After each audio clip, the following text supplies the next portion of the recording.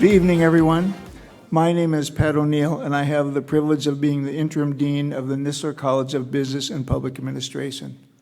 I would like to thank you all for coming to one of our college's signature events, the Olafson Ethics Symposium, which this year is celebrating its 20th anniversary. Bob, stand up for 20 years. Stand up. Stand up. There's the man himself, Mr. Olafson. The purpose of the Olafson Ethics Symposium is to provide a platform for students and the business community to explore the importance of both personal and professional ethics. This annual event is made possible through the support of UND alumnus Bob Olafson and his dedication to ethical business practices and the University of North Dakota, as well as the generous support of contributions from the SEI Investments Company.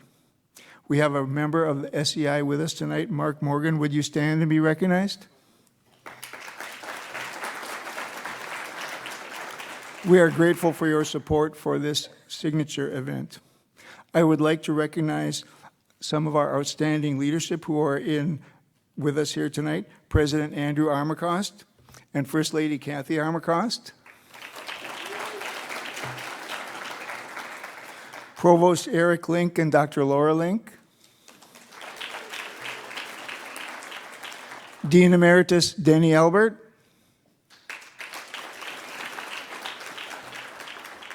Thank you all for your commitment to ethical leadership at the University of North Dakota and being with us here tonight. At this time, it's my pleasure to introduce our distinguished keynote speaker, Melissa Fors Shackelford. Melissa is a trusted advisor, author, and nationally recognized voice in purpose-driven marketing and healthcare innovation.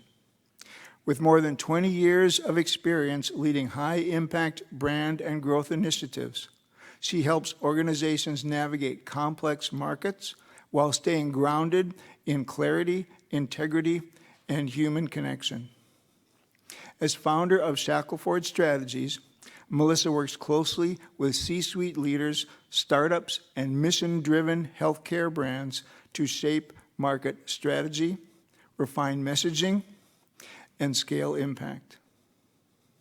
Melissa is the author of the Amazon #1 bestseller, Harnessing Purpose, A Marketer's Guide to Inspiring Connection, and has been recognized with honors such as Nonprofit Marketer of the Year, the Women's Health Leadership Trust Award, and inclusion in the top 50 women in healthcare. Melissa holds a BA from the University of Minnesota and also an MBA of Marketing from the University of St. Thomas in St. Paul. Purple tie, Tommy to Tommy. Where are you? Can't see out there.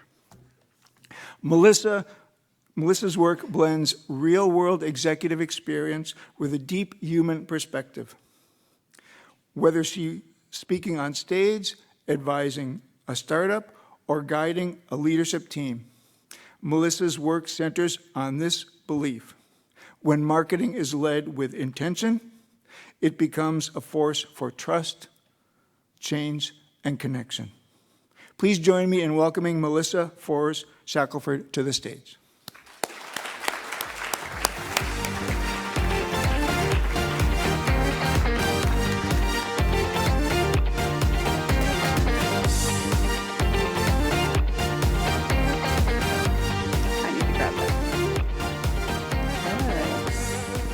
Thank you, Dr. O'Neill, and thank you, everyone, for the wonderful, wonderful, warm welcome.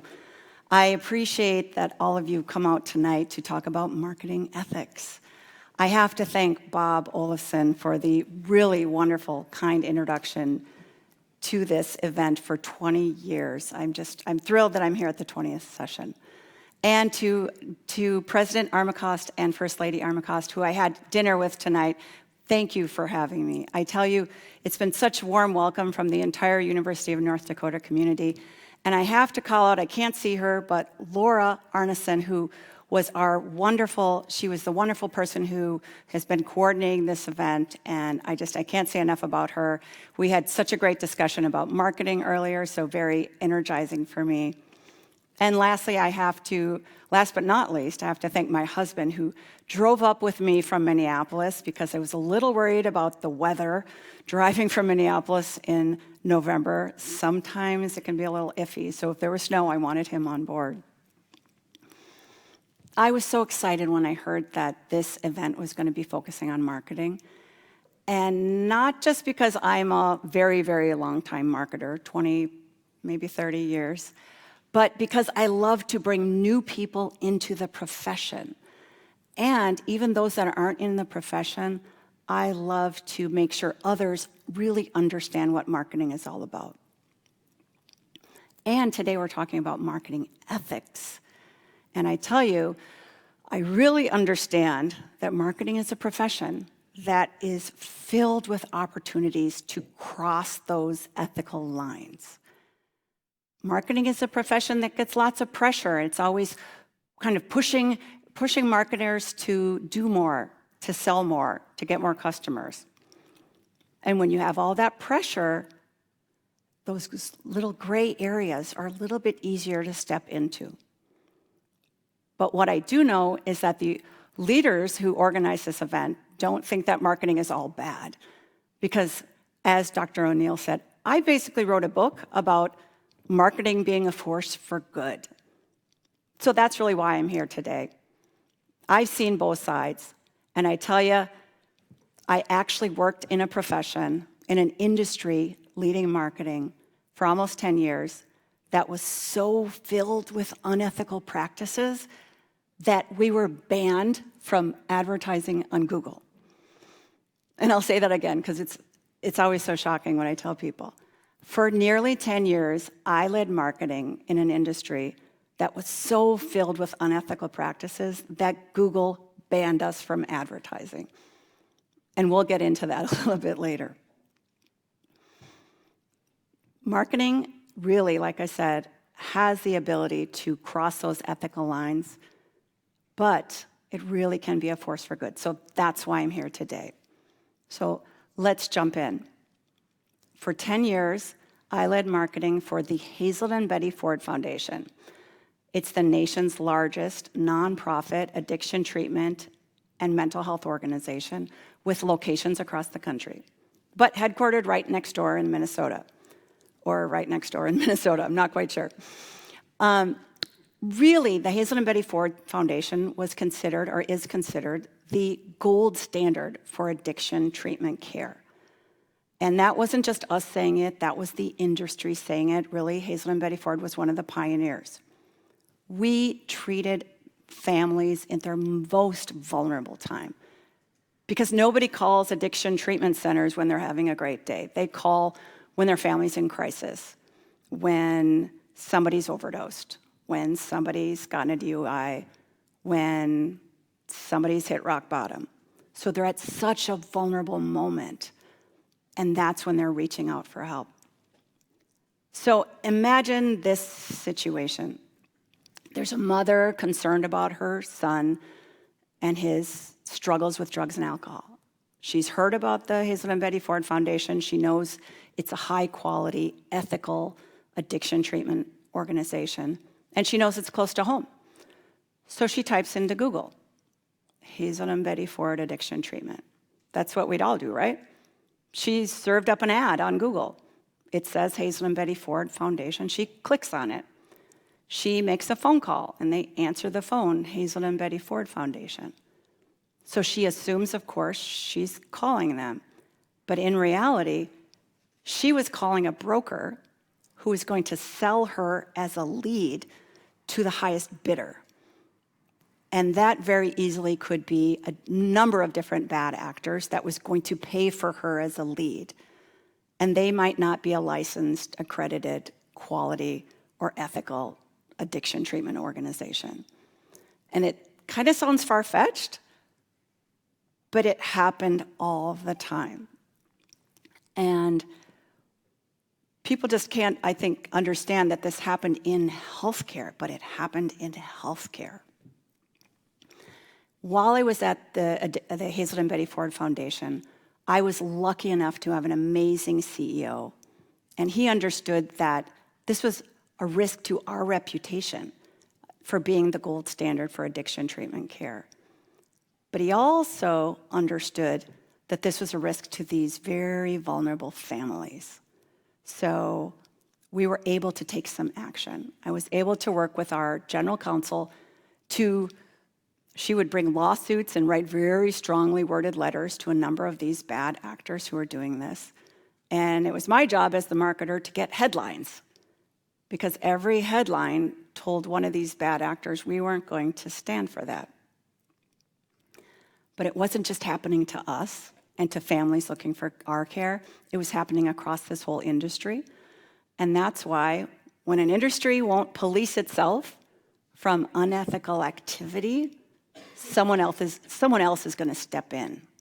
And in our case, it was Google banning us. So let's talk a little bit today we're going to talk today about that, as well as a number of different sort of kind of crazy sounding case studies, but they're all very real.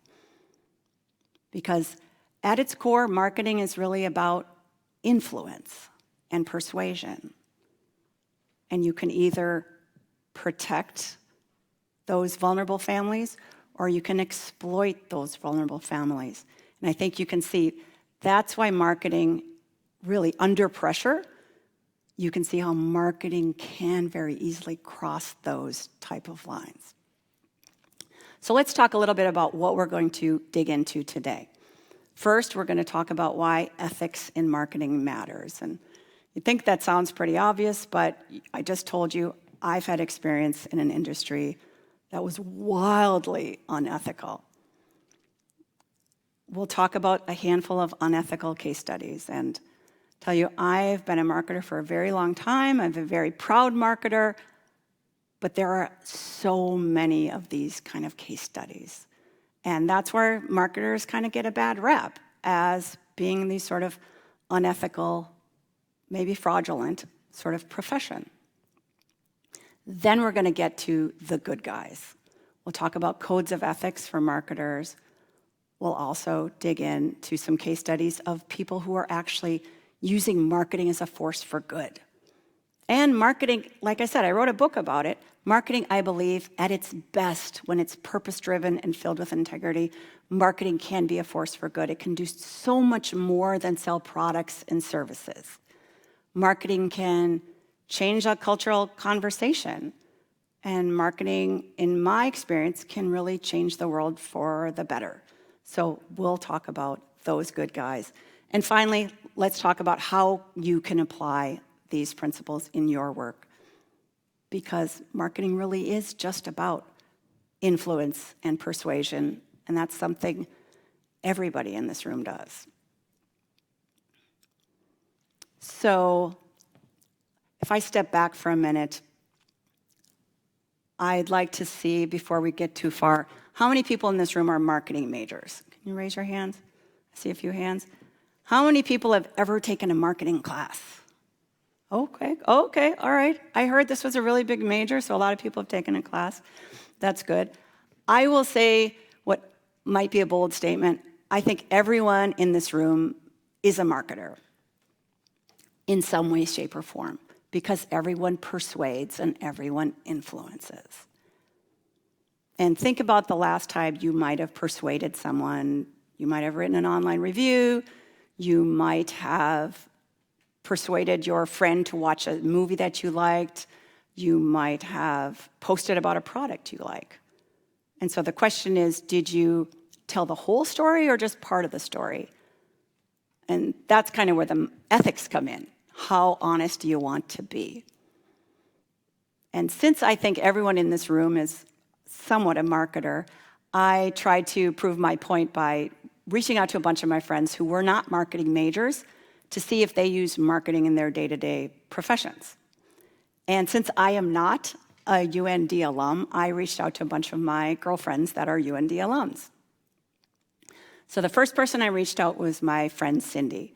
She was a social work major in class of 1985. Now she's doing business development for a healthcare company. So I asked her, do you use marketing in your profession? And she said, oh, I use it all the time.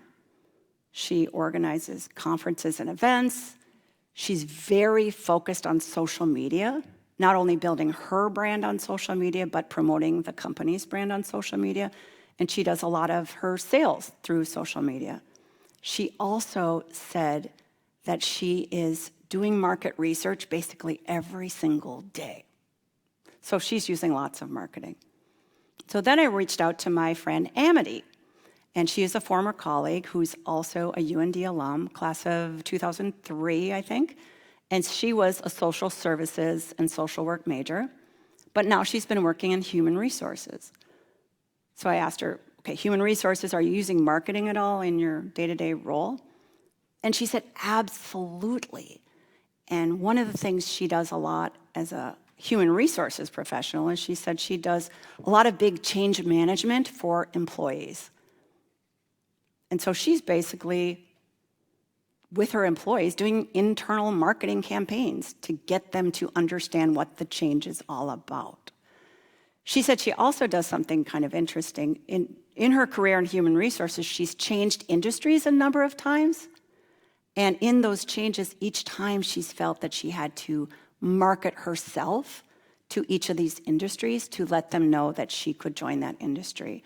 So that's kind of a sidebar. I think the theme of marketing yourself and personal branding is really, really important. I know it's a whole nother talk, but that's another thing that is always very important for marketers. So lastly, I reached out to one more friend who's a UND alum who I thought for sure doesn't touch marketing at all in her profession, because she was a class of 1993 elementary ed major. So I thought for sure, elementary ed, she's not using marketing. And it turns out, she said, she's a fourth grade teacher. It turns out she said communications is one of the most important parts of her job. And she actually creates a weekly email newsletter in Canva for her families of her students. So that definitely sounds like marketing to me, an email newsletter and using Canva. In fact, her school gives them all a paid subscription to Canva, so I think the school thinks they're all marketers. But that just, for me, it proved my point that everybody really is a marketer in some respect. Whether you're at a company, you're at a school, you're in human resources, all those different things, we need to use these marketing skills. So now let's jump into why ethics matter in marketing. And like I said at the beginning, marketing really is a profession that's got so many opportunities to cross those ethical lines. And a lot of that is because of the pressure we receive in marketing is so great that we need to show our results. We need to get more customers. We need to hit our numbers and make some sales. And sometimes that pressure is so much that marketers will kind of skirt those sort of gray areas just to achieve those results. And I know you get that in other professions, but it's definitely there with marketing. And I don't want to turn anyone off from marketing. Marketing is so fun, and hopefully by the end you say it's a really fun profession. But there's a lot of that pressure. And there's a number of different ways that when you look at modern marketing, there's a number of different ways that you can really see the unethical practices happening. So a couple of them, when we're looking at real modern marketing practices, if you think about today, some of the things that all of you have experienced, how many times when you go to an online store or an online ad and it asks you to accept the terms and conditions, how many times do you ever read those terms and conditions? Unless you're a lawyer, I think never. But you don't know what you're agreeing to there. And marketers that want to collect certain data from you that you don't want to give them, they're putting that all in those terms and conditions, and you're not aware of it. Another thing that happens today with real newer modern marketing techniques is you're subscribing to different things online, and then you want to unsubscribe, but some marketer hid the unsubscribe button. And this is one I actually was just dealing with today. There's this subscription that I somehow signed up for, and I can't seem to figure out how to unsubscribe. They have no email on their website. Every time I try, I can't figure it out. And I can't find the unsubscribe button, but that is some marketer who was basically told by their leadership, let's lower the number of unsubscribes. So they said, okay, easy way to do it. Let's hide the button, or let's make them call, and let's make it really, really difficult. That's another thing that it's not illegal, but it's really pushing the boundaries. Another area that's very, very current that people are using to kind of cross those ethical lines is, I mentioned before that Google banned addiction treatment from advertising. But today you can still, in certain instances, especially on some of the different social medias, they'll still sell a lot of vulnerable populations' data to different advertisers. So Google might protect people, but some of the other ones won't. So if I'm typing into a social media platform, what do? I just lost my job. What do? I can't pay my rent. Well, those social media platforms are selling that data to different advertisers who are going to start serving up ads for like payday loans or other things to these people who are already financially in a crisis situation. And those, again, is it illegal? Is it unethical? Yeah, I'd say so. But again, you're getting a marketer who's getting all that pressure saying, how can we find more people for our payday loans or what have you? So today we're going to dig into a couple of areas of unethical marketing that are super, super common and go back to kind of the invention of advertising. And the first one is deceptive advertising. The second is misleading advertising. The third is bait and switch advertising. And then the fourth is targeting vulnerable populations. So let me click here. Let's talk about deceptive advertising. Deceptive advertising is outright lies. And the FTC actually says you have to be truthful in your advertising. So when you're doing deceptive advertising, you are just lying. And some examples of this are when you see a financial services company and they say, we have 0% fees, but somewhere down in the fine print, they have tons of fees. Or you see a cellular company saying unlimited bandwidth, and all of a sudden you get a cap and you get fees with it. Or one of my favorites is kind of a miracle weight loss herbs that's sold on the kind of back cover of a magazine and has no clinical proof whatsoever. So those are all deceptive advertising. Technically, they're banned by the FTC because you're out and out lying about it. Next one is misleading ads. And these are not technically lies, but they are creating a false impression, whether from what they say or what they don't say. And some examples here would be like a hotel that advertises ocean view rooms, and you have like a little teeny sliver of an ocean view. Or you think about some of the other ones that kind of tell you a half-truth, so you kind of get sucked in with those, and those are misleading. They're in that sort of gray area that you see with a lot of advertising. Next, we have bait and switch advertising. And this is also banned by the FTC, but it happens all the time. It's kind of like the example I told you for Hazel and Betty Ford. Someone thought they were calling there, and they got somebody else. Bait and switch ads are super common. And some examples would be, you see a really great car ad for a just amazing car at a really cheap price, and you show up at the car dealer, and turns out that car doesn't even exist. But they have this other, more expensive car that you could buy. This has happened to me sometimes, where I do late night shopping on Instagram and see something in a really cool picture, and I buy it, and it shows up at my house, and it looks nothing like that.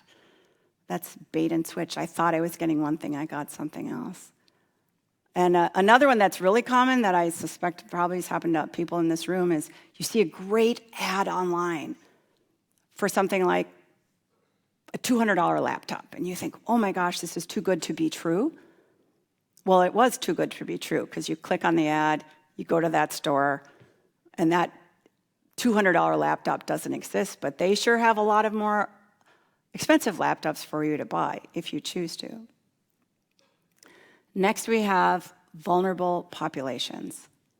And some of these populations are protected by law. There's certain things you can't advertise to children or people under 13 or people even under 18 or under 21 for different things. And some of these are just, there's some guidelines for different industries, so it's sort of against their code to target them. But I mean, think about older adults. Think about your grandparents. And think about how vulnerable grandparents can be. And that's where a lot of these bad actors will prey upon them as a vulnerable population. And so for me, that's one of the big questions as a marketer.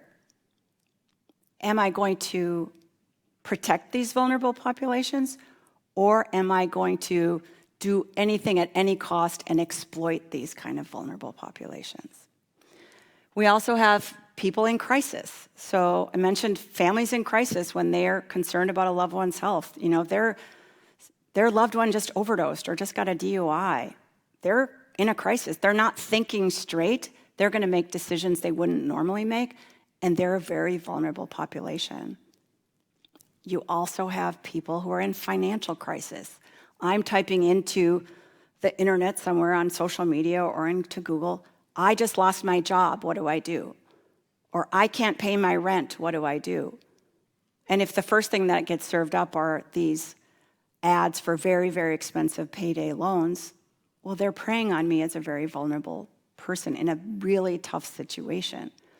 So again, when we dig into some of our sort of unethical case studies, I want you to put yourself in the shoes of the marketer. And if you're a marketer and you're getting all this pressure from your boss to, you know, we need to have more people getting payday loans, or we need to have more people buying this or buying that, we need to hit our numbers. What do when you know there's these gray areas in marketing? You know that marketers can hide terms and conditions because nobody's going to read them. Or they can hide the unsubscribe button so nobody unsubscribes. There's a lot of things that marketers are able to do. And with every sort of unethical marketing act, it starts with a rationalization. And some of the rationalizations are, well, everybody else is doing it. And that happens a lot with marketers. I can see what my competition is doing, and they're doing all these things, so why can't I? Or it's not technically illegal, even though I mentioned several things that are technically illegal and are still done. And you'll see a bit of that in some of our case studies. I love this one. It's just a gray area. There's a lot of gray areas in marketing, and maybe more so than other professions. If you're a CPA, it's pretty black and white. Marketing, we've got these sort of gray margin areas. This is super common. Like I said, there's so much pressure, and kind of marketing tends to be a very high-profile job in a lot of companies because you're the one who can help bring in the customers and bring in the revenue. So we just need to get customers any way we can. And when you're hearing those messages as the marketer, you think, well, yeah, there's a lot of really interesting things I could do. And lastly, this one's my favorite, we just need to hit our numbers. Okay, well, then I can think about a lot of different things that would help us to hit our numbers. So let's go back to the story I started telling at the beginning about an unethical case study around Google. And then I'm going to go into a couple more unethical case studies. And I really want you to put yourself in those shoes. So it was, let's say, 2013, 2014. I was leading marketing at the Hazelden and Betty Ford Foundation. Again, one of the most quality, ethical addiction treatment providers. And over, I was hearing these stories of families thought they were calling us, and they were ending up by clicking on ads and going to other people. And there was other crazy stuff happening, too. There was one of these bad actors would put our name in their URL to make it really seem like they were us. And my general counsel and I had basically a whole long list of bad actors that we were going after. So she was amazing. She was filing lawsuits, sending strongly worded letters. We were getting great headlines. Here's some of the headlines we were getting, because we really wanted to make a statement to these bad actors that you can't just use our name. You can't just prey upon our trusting patients and families that we were working with.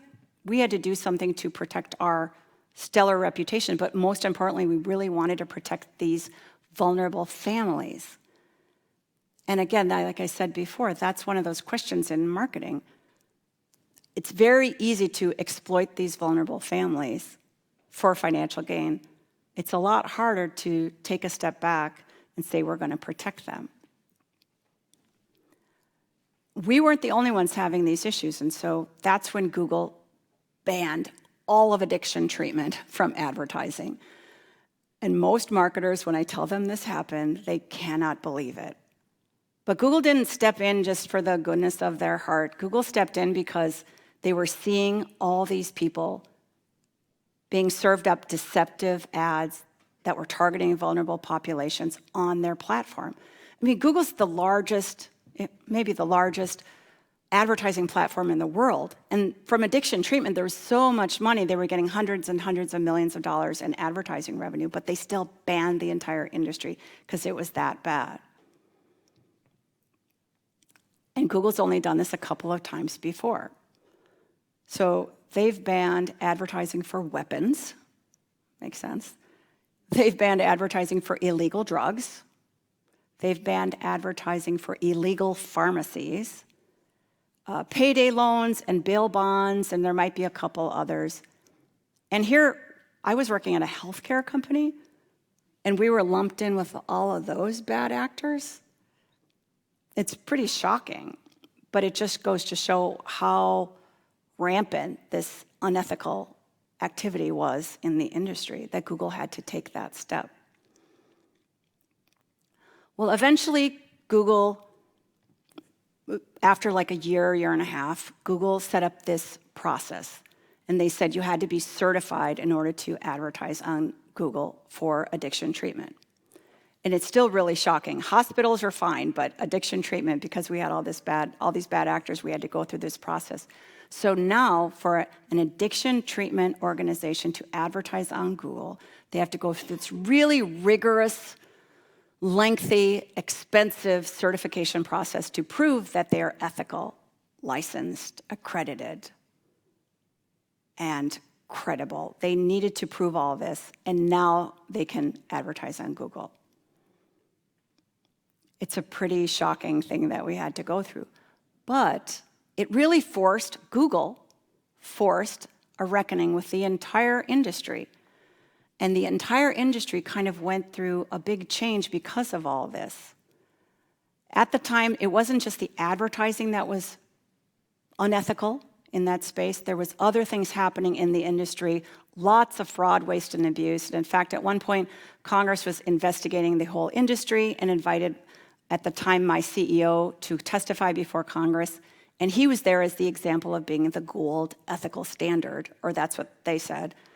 And all these other bad actors were brought on the table to testify before Congress because of all this bad fraud, waste, and abuse activity happening there. So this was actually a good thing for the whole industry, but it happens time and time again when an industry won't regulate itself from unethical, bad actors, somebody else is going to step in. And in our case, it was Google. And there's a couple other cases that we'll talk about today that other people had to step in to stop some of this behavior. So for the next one, let's go way back, because this unethical behavior is not new. Let's go way back to the 1960s. And in the 1960s, what you saw all over TV was cigarette ads. And I guess my bet is most of the people in this room have never seen a cigarette ad on TV.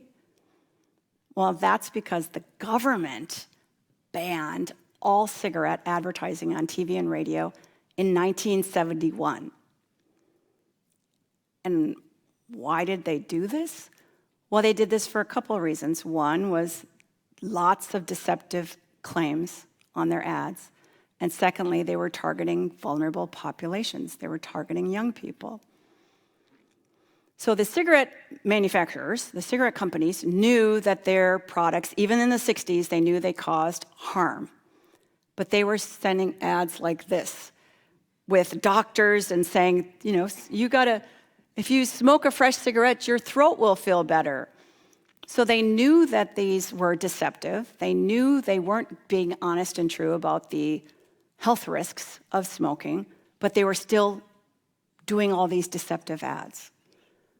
And the other thing they were doing was targeting young adults in particular. And here's one. This actually says, Choice of Young America.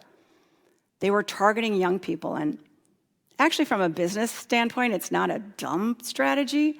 Let's get these people at the youngest age. Let's get them to be hooked on our products. Let's get them to be brand loyal, and you'll have a customer for life. So I understand the strategy, but it's also targeting a vulnerable young population before they know any different. And when you think about a lot of cigarette companies, they used to use cartoons in their ads, all these different things.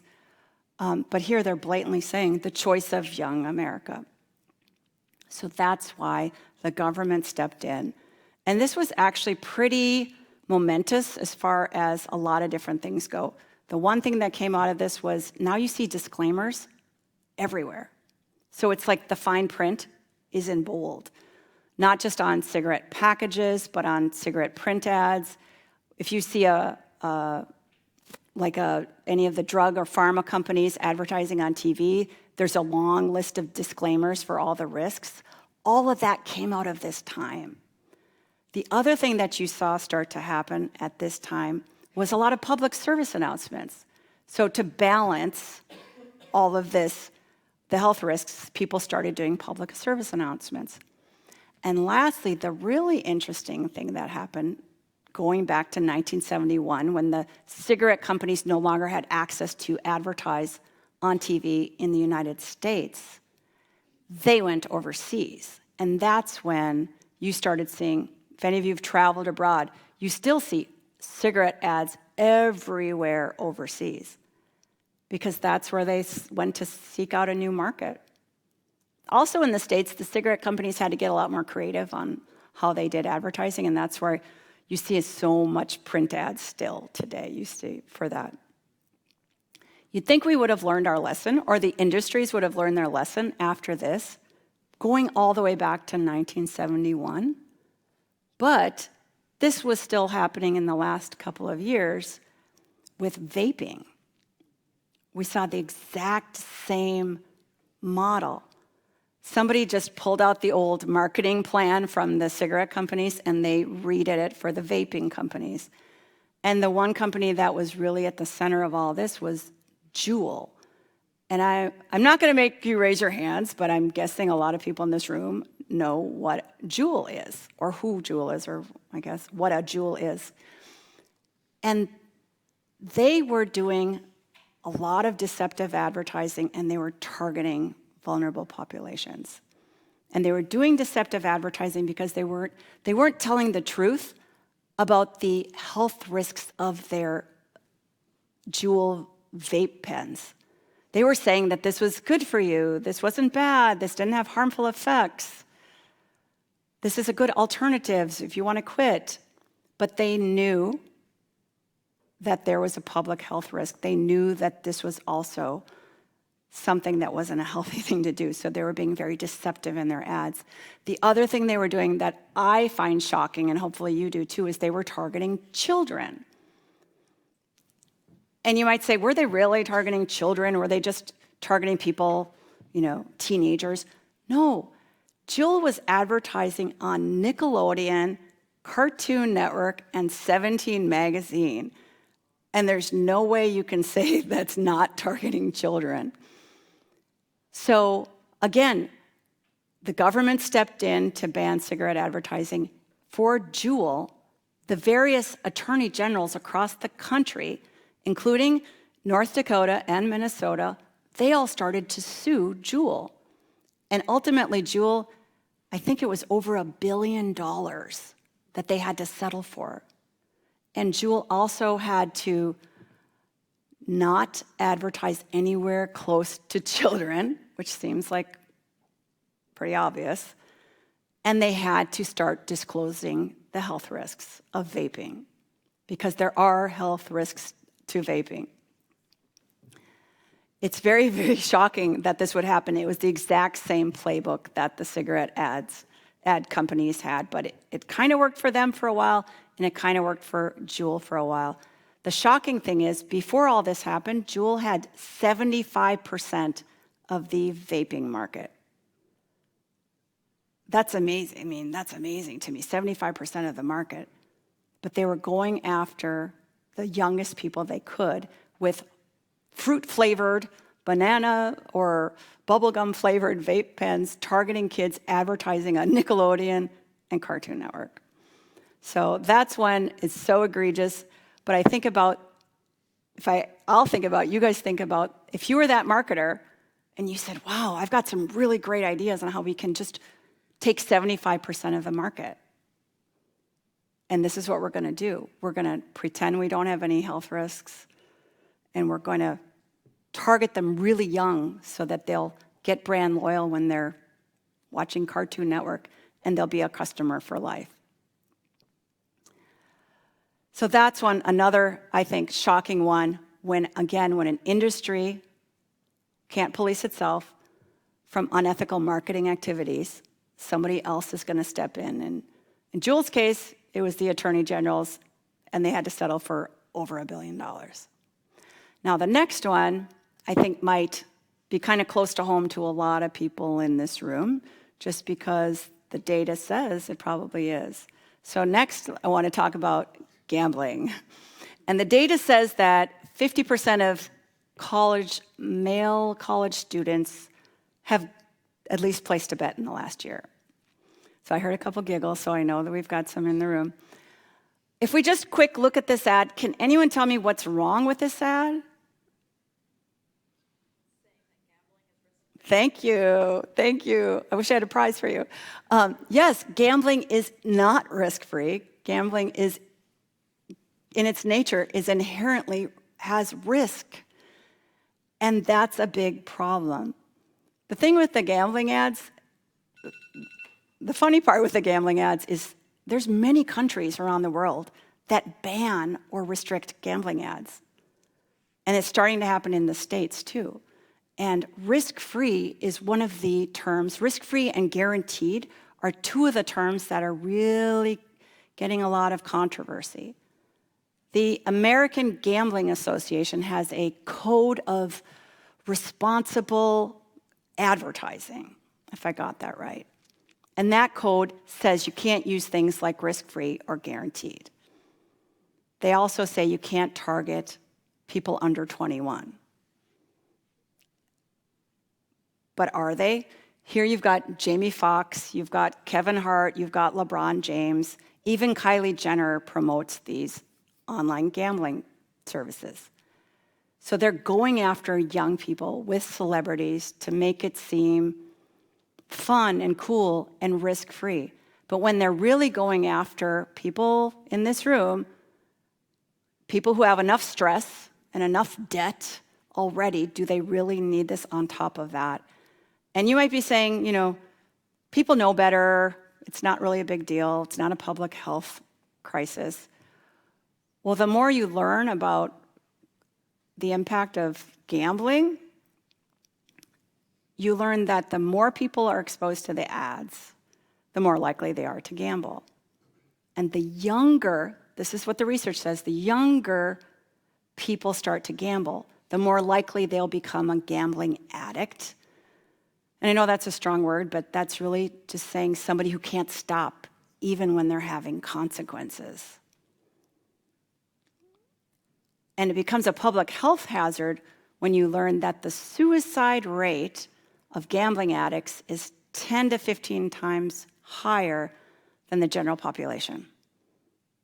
And that's when it becomes a public health hazard. That's why so many states in our country are starting to restrict or ban some gambling advertising. Some states don't allow the word risk-free.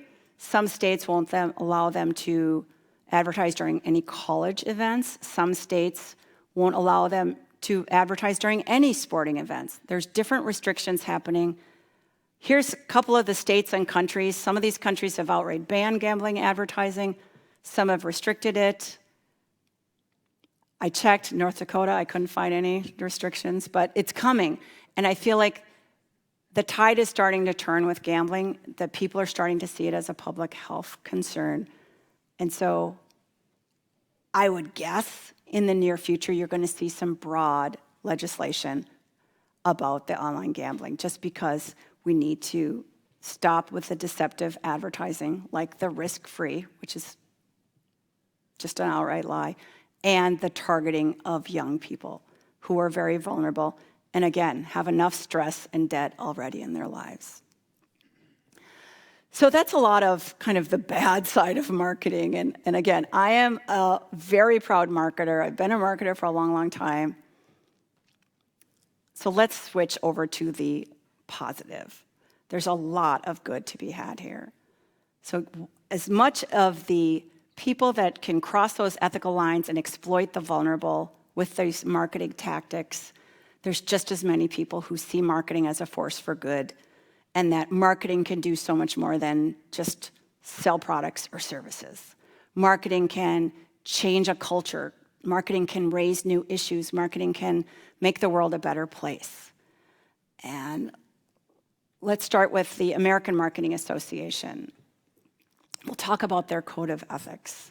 The American Marketing Association, I'm a big fan. It's one of the largest professional associations for marketers. They do things like research on marketing topics. They do publish best practices. They do a lot of training and events. They host communities.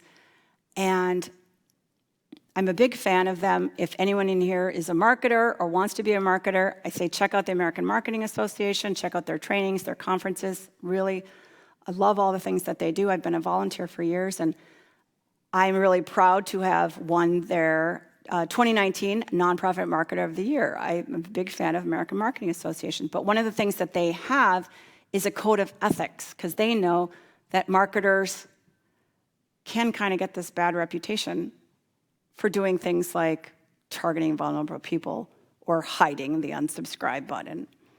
And so let's talk we'll just explore lightly on some of the points of their code of ethics. And the first one is, first, do no harm. And that should sound kind of familiar. That's what doctors say. They say, first, do no harm.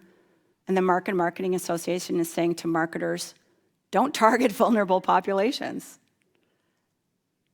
Don't do things that are going to create shame and fear in people. Don't mislead people.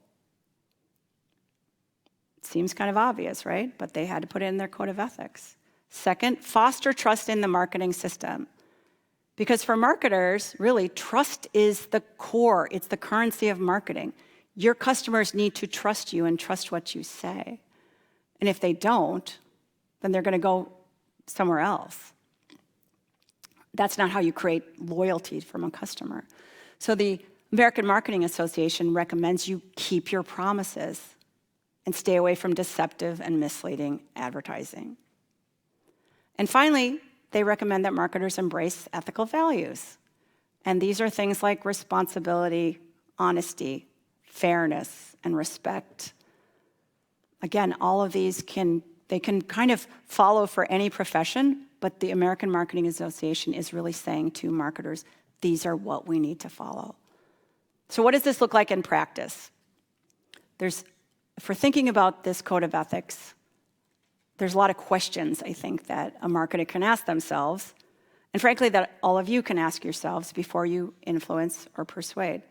So the first question is about a marketing campaign or even a social media post or an email to your friends. Does this build trust or does this erode it? And I tell you, when I was at Hazelden and Betty Ford and we were seeing all these bad actors, my marketing team and I had to hold ourselves to the highest standard because we knew there were so many bad actors. We knew we had to stand apart from them. So really thinking about everything we did, does this build trust? an important question to ask is, who's harmed by this? And if someone's going to be harmed by this, we couldn't do that. That's something I think we all have to really ask ourselves also about social media and our social media posts. It's really easy to see how somebody could be harmed by some of those.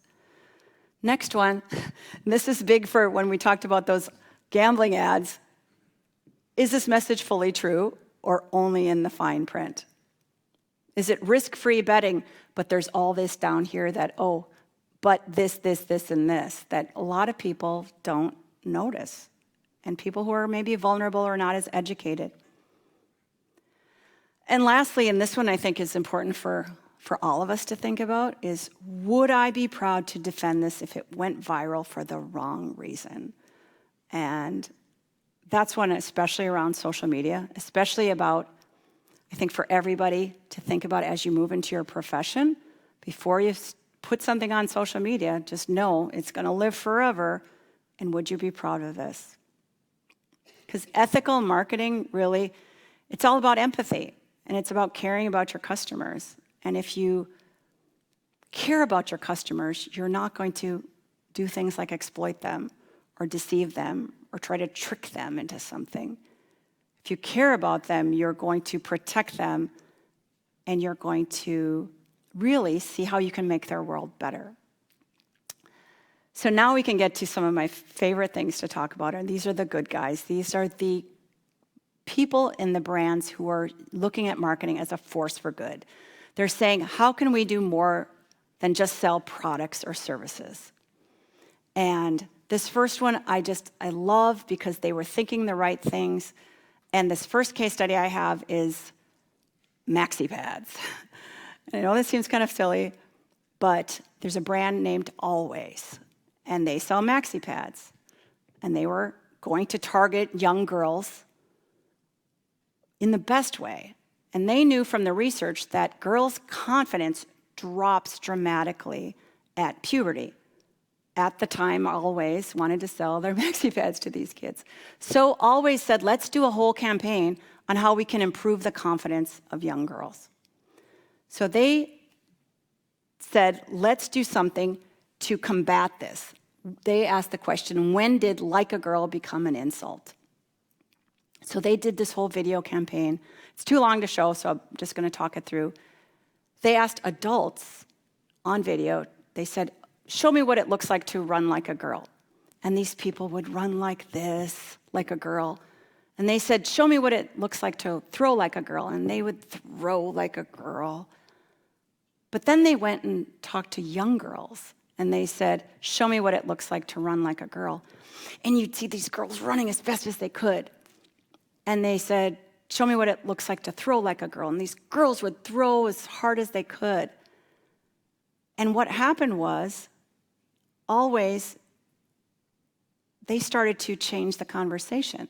They said, we really want to help change this, that girls' confidence doesn't just drop at puberty. So this is what they were doing to really change at least the messaging around the like a girl insult. And at the same time, their sales almost doubled, so it didn't hurt. Because the goal isn't to leave people neutral after they've seen your message. The goal is to leave them better, more informed, more empowered, more trusting. And that's what they were doing. They said, what could we do that would benefit these young girls? So our next case study did this just in a monumental fashion. And this is going back to 2004. So this next case study is soap, Dove soap. And Dove said, what can we do, not just to sell more soap, but what can we do to improve the lives of the women that we're selling it to? And they looked at the research, and the research said that women, when they were surveyed, only said 2 to 4% of them said they thought they were beautiful. And Dove knew that advertisers for years had been giving these messages to women that you had to be a beautiful supermodel who was all airbrushed with professional makeup to be beautiful. And Dove set out to say, maybe we can change that. And so they were the first ones to do a campaign with real people. They used women of all shapes, sizes, colors, ages, And they said, these women are beautiful. And they really created a whole global conversation around body image and beauty. And Dove has put their money where their mouth is, and they've done research over the years on standards of beauty and body image. So they're doing what they said they would do. And it was really kind of groundbreaking from an advertising standpoint, because before that, people weren't using regular, just people in their ads. And people were always airbrushing everyone in their ads. And nowadays, it's super common to see regular people in the ads, and even models, sometimes they don't airbrush them, so you can see what they really look like without all the makeup and everything. And so Dove set out to change the world and change body image, change the standards of beauty for their customers. And it's the largest selling soap in their category, and they doubled their sales. So all of that came along with it, but they were saying we want marketing to be a force for good. So our next one is honestly one of my favorites, and I've just remembered this forever, and probably some of you might have seen this one. The next case study is for Xbox. And I needed to pick an example that wasn't all women. But Microsoft's Xbox did something that was so monumental. In 2019, they came out with a new controller for the Xbox. And it was an adaptive controller so that people with different abilities, especially with their hands, could play the Xbox. And they could have just launched this product, sold a couple 100,000 off to the side, and no big deal. But somebody, and I think it's a marketer, somebody said, you know what, we can use this and do so much more than just launch this product. We could change a conversation around adaptivity and inclusivity. And so that's what they did. And they didn't do it on a small scale. They did a Super Bowl ad. And for marketers, the Super Bowl ads is the Super Bowl of advertising. And they're the most expensive minutes you can buy anywhere. But what Microsoft did for their Xbox ad, it wasn't really about an Xbox. And it wasn't really about Microsoft. It was about these kids. And they were showing these kids of all different abilities living their best lives and playing with their friends, and it was being inclusive for everybody of every ability. And they really changed the conversation. These days, you see so many more adaptive products. You see so many more ads that include people living with different disabilities. And a lot of this was sparked in 2019 by this huge, huge Microsoft Super Bowl ad. It's also not a dumb thing, because I know as a marketer that 25% of the population lives with some sort of a disability. And so there's also an economic play here, because you want to also reach this 25% of the population. But this was really, for me, this was marketing at its best. This is when marketing works with purpose and integrity and really sees itself as a force for good and a force for change. And this ad's only 60 seconds, but I just think it's amazing, so I think we can take 60 seconds here and just watch it. My name is Grover. Sean. My name is Ian. I'm Taylor. My name is Owen, and I am 9.5 years old. So Owen was born with a rare genetic disorder called Escobar syndrome. He's had 33 surgeries to date. I love video games, my friends, my family, and again, video games. It's his way of interacting with his friends when he can't physically otherwise do it. What I like about the adaptive controller is now everyone can play. You can just say, all right, that's that button, that's that button, that's that button. Perfect. One of the biggest fears early on is, how will Owen be viewed by the other kids? He's not different when he plays. No matter how your body is or how fast you are, you can play.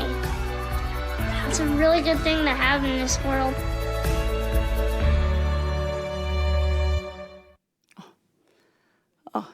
I just love that ad, and it makes me tear up every time. And it makes me sad to think about there might be some marketers out there willing to exploit vulnerable families like that rather than celebrate them like Microsoft did. Yeah, it was just groundbreaking on every level, and the best of what marketing can be. So now let's talk about how you can use some of these practices in your day-to-day lives, whether you're a marketer or just someone who's going to persuade and influence others.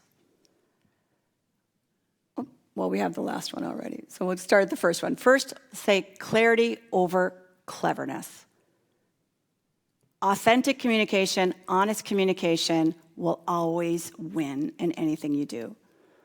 If something has to have the fine print or a little asterisk to be true, it's probably not your best path. And this can be in a marketing campaign, or this can be in a social media post, this can be in an email. And if you're trying to persuade, that honest clarity is always the best path. Next, be a voice for the vulnerable. And this one's really important to me when we think about families like we just saw, or families like I talked about who are in either a financial crisis or a healthcare crisis. Asking the question, who would be harmed by this? And would you be proud if, like, your grandma saw this? So let's always be a voice for the vulnerable. And lastly, using purpose as a filter. And for me, this ties it all together. Because when you're really clear on your purpose, it makes everything else easier. Because every organization has a purpose, and so does every person, whether you've named it or not. And when you can ask the question, does this reflect what we stand for? Or does this reflect what I stand for? That really helps you frame things. And when I think about ethics, ethics is sometimes a choice. But if I know my purpose and know what I stand for, it makes it a lot easier to make those choices. Doesn't make it simple, doesn't make it too easy, but I can understand it a lot better if I know what I stand for. And what I want to leave you with is marketing is not neutral. Every message can shape culture, perception, and behavior for the better or for the worse. And marketers can do things like very, very easily, I think you saw enough examples, very easily exploit the vulnerable. Or marketing can say, I'm going to protect them, and I'm going to lift them up, and I'm going to celebrate them. So one of the things I'll just ask of all of you as you go out today and you're getting ready to influence or persuade somebody, to ask yourself a couple of these questions. So before you send a message out, or you do a marketing campaign, ask, is this truthful? Does it require the small print? Is this something that could harm somebody else? And is this something that I'm going to be proud of if it went viral? Because for me, ethics is really about intention, not being perfect. And so in marketing, it really comes down to taking a pause before we persuade. And I tell you, I am so happy to be with you all today. I'd love to connect with any of you. Here's my information, here's my email, here's my LinkedIn. Please reach out. I love to have conversations about these topics. And I think we've got 10 minutes now. We can do some Q&A with all of you. And I'd love for you to either, if you've got questions, but I'd really love for you to tell me any of these unethical marketing or unethical situations you've seen, or any of the times you've seen marketing be used as a force for good. And I think we've got a couple of microphones in the audience. Do I have any brave first people to stand up and ask a question?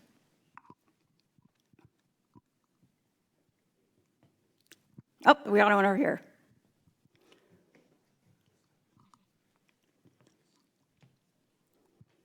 So you mentioned that in the future, for example, with sports betting ads, we would probably see broader regulations be put in place.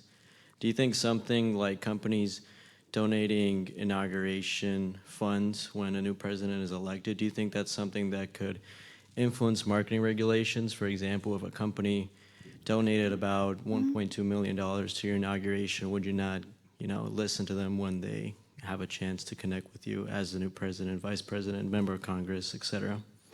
That probably happens. I did look up to see if there was any proposed federal legislation around gambling, and I did not see any being introduced, but it definitely is at the state level, and that easily could be part of the reason why that is slow at the federal level. We see it in all sorts of other countries, so absolutely, I think there's a lot of reasons why that happens. But it's happening in different states, and I think I threw up a couple of the states that it's already happening in. So that's a really good point, to see it on that big macro level. Anybody else? We gotta have here we have one here. So recently in media, I've been getting a lot of advertisements for sports betting ads, and a lot of it is using AI-generated content. Do you see AI being regulated in the future for marketing, or has there already been talks about regulating it? I haven't seen any talks about it from a marketing perspective. I've seen it from a Hollywood's perspective. They've had talks about how do they regulate it. I think that'll come through for marketers as well, that we'll have to do a lot more disclosures. And already, I work a lot in healthcare, and already we're trying to be really open in healthcare about where we're using AI and where we're not, whether it's at your doctor's office or in your healthcare communications. We're trying to be really open about it. So it is not yet a regulation. I've not seen it in like the American Marketing Association Code of Ethics, but I think that's all coming because we are trying to do that in different areas, and they are definitely having those conversations in Hollywood because like actors and actresses don't want their likeness or their voice or used without their permission. So I think that's a really important one that we're all going to have to keep watching.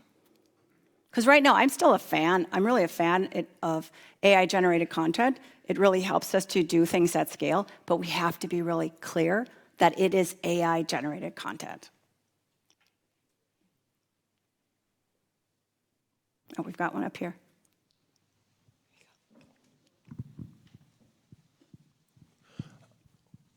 Yeah, so I wanted to ask, you talk about,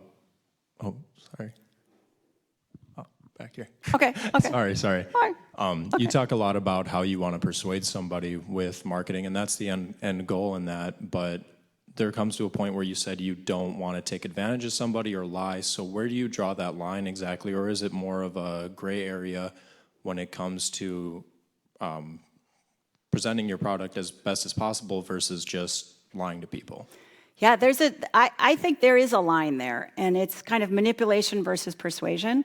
So my example would be shopping for a snowblower. Hopefully that doesn't come soon, but you're shopping for a snowblower, and then all of a sudden you see that same ad for that same snowblower when you log on to some website, then you see it again, you see it again, you see it again, and then the last time you see it, it says, oh, it's on sale. Great. Now I'm going to click on it, and I'm going to buy that snowblower because it was on sale. So for me, that's persuasion. That's marketing doing its job, and it's not doing something to target a vulnerable population. It's not lying. It's actually doing a service because you're reminding the person of the product they already looked at. If it's the flip side, if it's somebody who is in financial distress and is searching for help online, the fact that their searches will go to somebody who can prey upon them, that's the part. It's not technically illegal, but is it crossing a line into manipulation, and is it going after a vulnerable population? That's where I think we have to think twice about that part. But I think you're right. Marketing can do a lot of things. Marketing gets me to buy all kinds of things. Marketing ads that follow me around the internet, and they know exactly what I'm looking for. They know me. I'm okay with all of that part. It's when you start to get into those seedy things and convincing people to buy things that they really shouldn't be. We had another one here. So since you're pretty heavy in the healthcare industry, I just had a question regarding medicinal drugs and America being one of the only countries where you're able to advertise them like on TV and such. What is your opinion about the ethical regards of that? So do you mean like medicines, or are you talking like... Yeah, like medicine. CBD. Okay. So for those, It's kind of interesting because it's very much like the cigarette companies used to be. Now you see all these long disclosures after every pharma ad. The pharma companies have some of the deepest pockets in the world, really. So they're deep pockets, whether it's for lobbying, because of lobbying, but they have really deep pockets for advertising. So that one I'm kind of okay with, as long as we have these disclosures.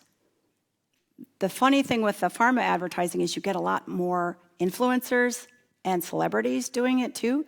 So then they try to sort of normalize some of these drugs, which I think leans into some gray areas. I think it's a positive thing when they're very factual, when they stick to what this drug is for, and they make sure they have all those disclosures very loud and clear. They're not like fine print off to the side. But when you have influencers starting to talk about this drug or that drug, and you have celebrities starting to be on those ads, then it starts to maybe push people a little too far to things that they shouldn't be interested in. And you also have the issue of now everybody thinks they're a doctor, so everybody walks into their doctor's office and says, oh, I heard about this drug on TV, now I want it. That's a whole different conversation for doctors to have, and I know they don't really care for that. So Meta has made statements that they plan to use, in the long term, they plan to use generative AI to become a powerhouse for advertising.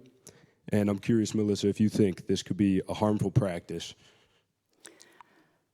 So I will tell you, I think Meta and their platforms are great from an advertising standpoint because you can really get targeted to a lot of people to get your product right to them. But when you're talking about all the AI, it can go both ways. So again, are they disclosing that this is AI? Or are they hiding that? I'm guessing that as Meta goes forward, they're going to disclose that this is going to be AI. Because there was somebody did some funny videos of Mark Zuckerberg that wasn't actually him. Well, he's going to want those disclosed that it was AI. The cool part of how I think they're going to use AI is in big data. And that's going to help us find the right people to bring our products to. So when they're looking at it from that perspective, from the big data perspective, they're going to feed in all the data that they know about every single person. They've got, 1 billion users across their platforms across the world. They're going to feed in all that, and the AI is going to leverage the big data to decide who to target. In that perspective, I think that's going to be a good thing. But we all have to remember, Meta knows like as much or more about all of us than Google probably does. So between those two, they know everything about you. They know everything you like. They know everybody you know. They know every place you've ever been. So when you think about them crunching all that data to be able to target you, from an advertiser perspective, I think it's great. But as long as they're disclosing, especially if things are AI generated and it's not real, that part I feel really, for me, pretty strongly about that we need to know that that's AI generated. But that's a really, I think, important one for us to keep an eye on.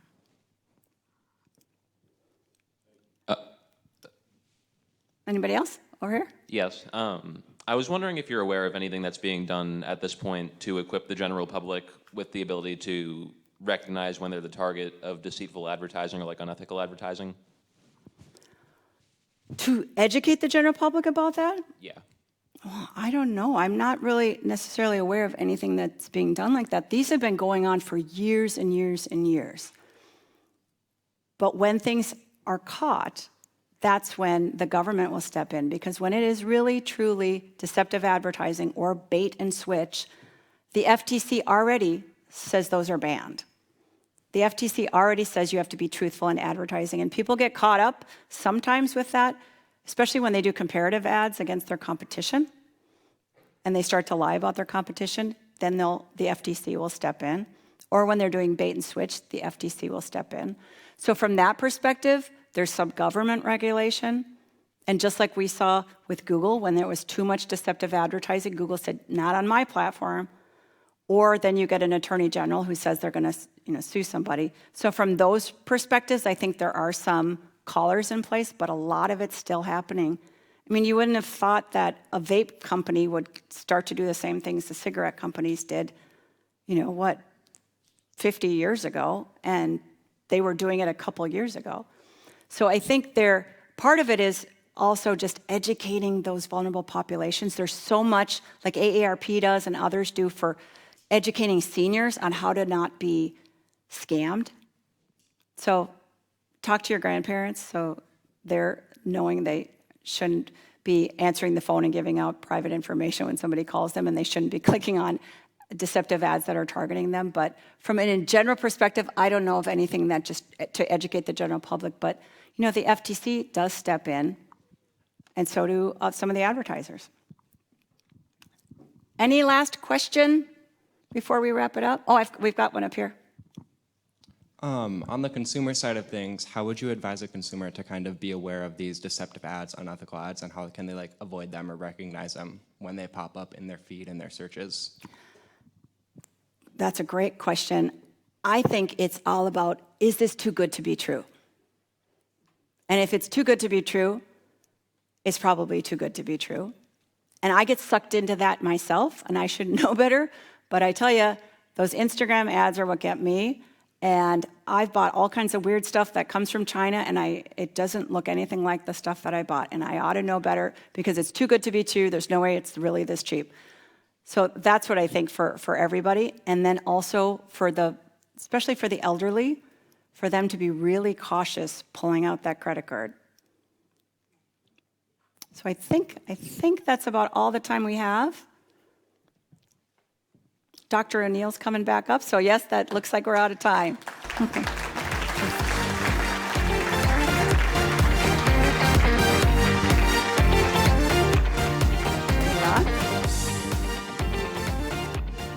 Where's the on button? Yep. It's on. Yep. So thank you very much for this fantastic presentation. You asked if there were any examples that came to people's minds of deceptive or unethical things.